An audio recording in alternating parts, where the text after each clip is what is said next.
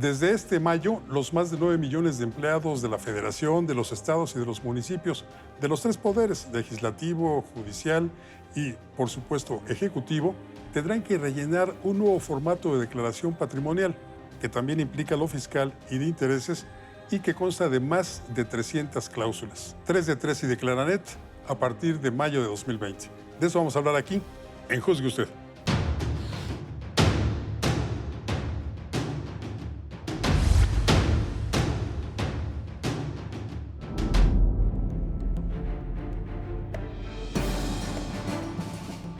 Licenciado José Manuel Gómez Bravo, bienvenido. Buenas noches. Buenas noches, Francisco. Gracias por venir. Al contrario. Licenciado Ricardo Corona Real, bienvenido. Un gusto estar en tu espacio. Gracias por venir. A la orden.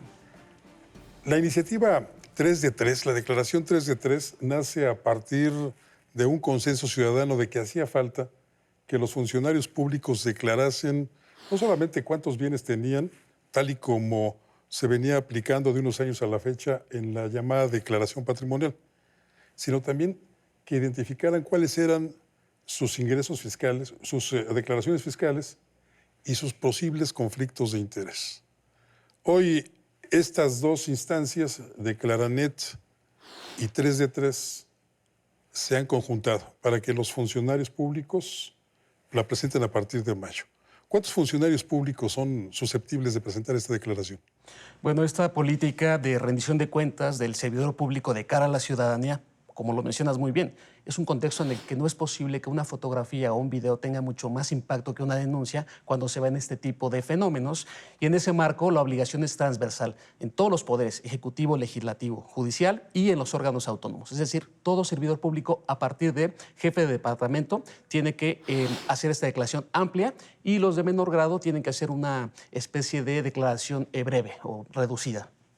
Sí, ¿quiénes serían los de menor rango? ¿Un policía, una enfermera? Bueno, formalmente los nombramientos se clasifican y el tabulador, el analítico salarial que se llama, que es donde vienen todas las clasificaciones, bueno, pues está el orden y a partir de jefe de departamento y ahí vienen ya subdirectores, directores generales, todos ellos tienen esa obligación porque evidentemente están expuestos a una mayor toma de decisiones y a un mayor manejo de recursos. Decía el licenciado Corona Real que un video o una fotografía a veces son, pues, totalmente diferentes a lo que es una declaración. Totalmente. Y creo que la Secretaría de la Función Pública ha llevado a cabo, a través de los tres tipos de declaraciones, la inicial, la de modificación, que es cada mayo, y la de conclusión, ha dado un seguimiento puntual a este instrumento de rendición de cuentas, que, por cierto, es una obligación de todos los servidores públicos, ¿no? De todos. Sí. Pero volviendo a esto de la fotografía o del video, ¿de qué nos ha servido a los ciudadanos conocer esas declaraciones que algunos incluso reservan? Si después nos enteramos que determinado funcionario público, pues lo que declaró es totalmente distinto a lo que posee o a lo que se fotografió o a lo que se tomó en un video. Exactamente, es una imagen en tiempo posiblemente real del inicio y del seguimiento y de la evolución patrimonial que todo servidor público tiene. Es importante señalar que independientemente del monitoreo que lleva a cabo los órganos internos de controles, las dependencias y entidades, también la Secretaría de la Función Pública lleva a cabo un puntual seguimiento de esta radiografía y foto que llevan a cabo los servidores públicos, ¿no? ¿Cómo es que se puede reservar? ¿Por qué algunos funcionarios públicos dicen que su declaración está presentada ante la autoridad, en este caso la Secretaría de la Función Pública, pero que no quieren que se dé a conocer? ¿Por qué?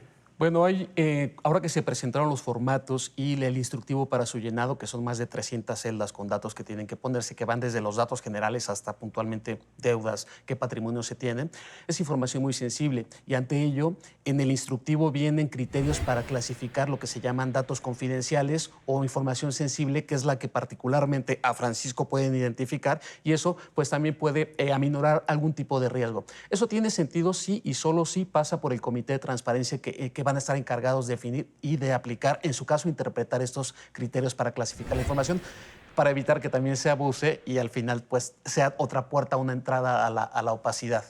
Tendrían razón quienes piden que se oculte, porque, por ejemplo, poner ahí en la declaración todas las propiedades que se han conseguido a través del trabajo de muchos años, de décadas incluso, pues como está la situación de seguridad en el país, puede ser un riesgo, ¿no? Así es. La Ley General de Responsabilidades Administrativas señala exactamente que la obligación es de presentar, independientemente que Declaranet, el sistema de las declaraciones que lleva a cabo la Secretaría de la Función Pública, tiene diversos rubros exactamente donde el servidor público puede, obviamente, por los temas de seguridad, eliminarlo o por simplemente presentarlo con las salvedades de la privacidad correspondiente, ¿no?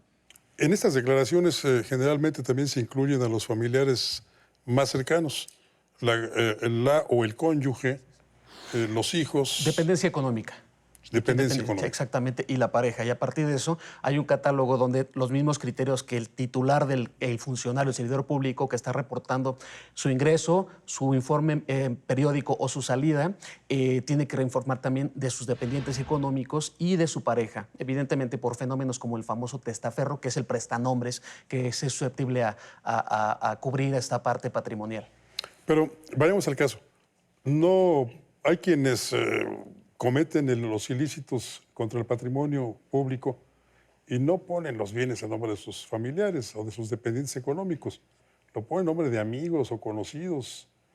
Ahí cómo podría descubrirse. El seguimiento es mucho más complicado en estos aspectos porque obviamente la propia ley de responsabilidades establece principalmente los familiares, los parientes más cercanos, pero el tema de las amistades, por eso podría haber esta declaración de conflicto de interés que podría tener una relación más cercana con el servidor público.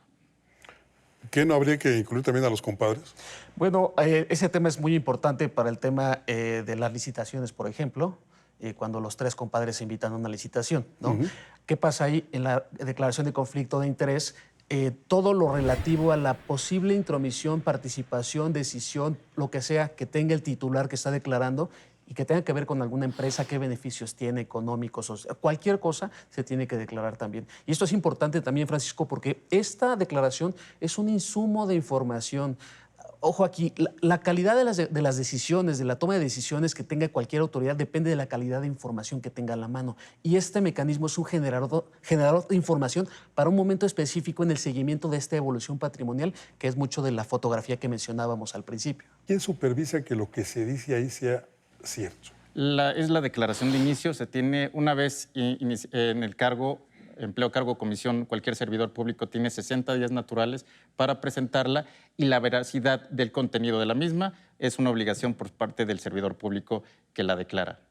Pero no hay quien lo confirme, quien lo compruebe. La Secretaría de Función Pública hace un monitoreo con la de modificación que es cada mayo de todos los años, donde el servidor público da un seguimiento a su evolución patrimonial.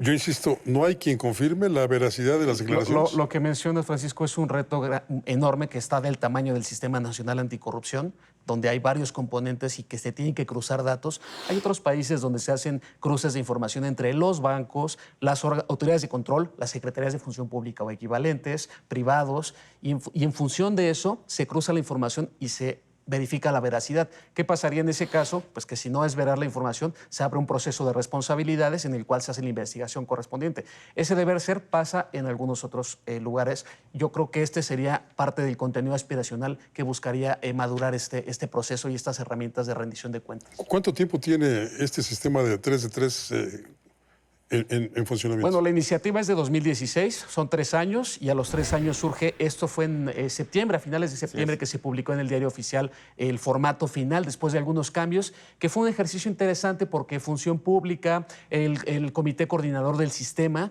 todos aportaron los insumos muy enfocados a algo que me inquieta en cualquier reforma en México, que es que realmente se llegue a cerrar esa brecha entre lo que dice el papel y lo que sucede en la realidad. Y en mayo, quienes ya tienen hecha su declaración del año pasado tendrán que volver a presentar ya con este nuevo formato. Es exactamente el seguimiento a la declaración que ha venido presentando, obviamente, desde el inicio de su empleo, cargo, comisión, en cualquier dependencia o entidad. ¿Cómo los contribuyentes podremos comprobar la veracidad de lo declarado por un servidor público? El Sistema Nacional Anticorrupción exactamente trae una plataforma digital nacional. Esta plataforma se allega de diversos sistemas electrónicos principalmente y uno son los sistemas integrales de denuncia ciudadana, que al final de cuentas cualquier ciudadano puede llevar a cabo algún tipo de queja sobre la evolución patrimonial de un servidor público, el cual puede, en su caso, llegar a ser investigado por el órgano interno de control correspondiente. Esto no nos convertiría en una especie, a los ciudadanos, de miembros de un comité de salud pública como aquellos de la Revolución Francesa, que estemos denunciando funcionarios.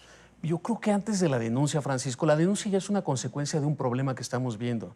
Lo que se estaría buscando con este sistema, y hay que ubicarnos en la historia de México, donde estamos ahorita. Estamos en la parte de la historia de la responsabilización. Ya pasamos una nueva gestión pública donde estaba lo técnico del servidor público, pero todavía no había una relación con la ciudadanía, pues como se está haciendo ahorita, como hemos estado viendo.